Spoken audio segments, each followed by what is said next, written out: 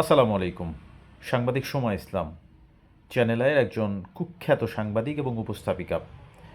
বিগত স্বৈরাচারী শেখ হাসিনার শাসন আমলে যে কয়েকজন পরীক্ষিত দলবাজ সাংবাদিক ছিলেন, তাদের মধ্যে এই সোমা ইসলাম ছিল অন্যতম।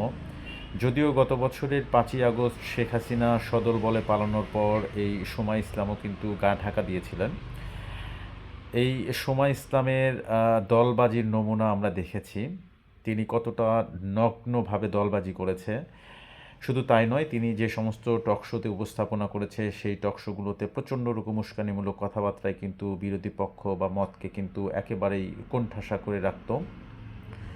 তো বিগত স্বৈরাচারী শেখ হাসিনার মত কিংবা নীতিকে পুনঃপ্রতিষ্ঠিত করার জন্য হেন কোনো কাজ নেই যেই সময় ইসলামদের মতো দলবাজ সাংবাদিকরা করে নাই।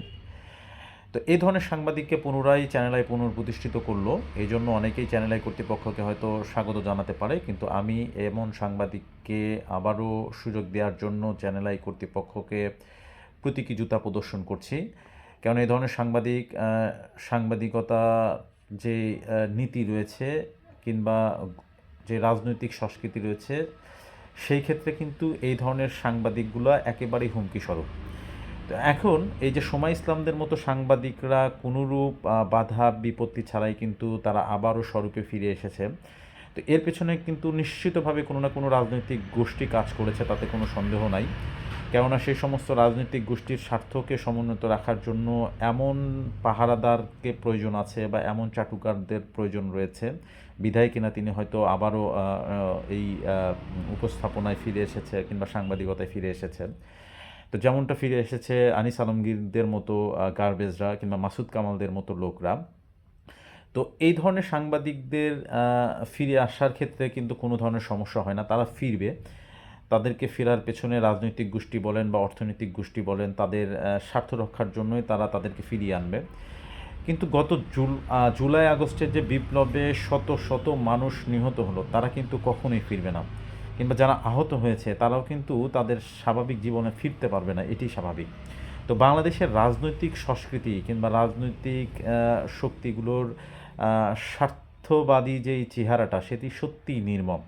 তো এই নির্মমতার বলি শুধুমাত্র সাধারণ মানুষই হবে। এর বলি কখনোই এইরকম দলবাজ সাংবাদিকরা হবে না। এই ধরনের দলবাজ সাংবাদিকরা তাদের কৃতকর্মের জন্য কোনোরূপ যে শাস্তি বা সাজা, সেটিও কিন্তু তাদেরকে ভোগ করতে হবে না।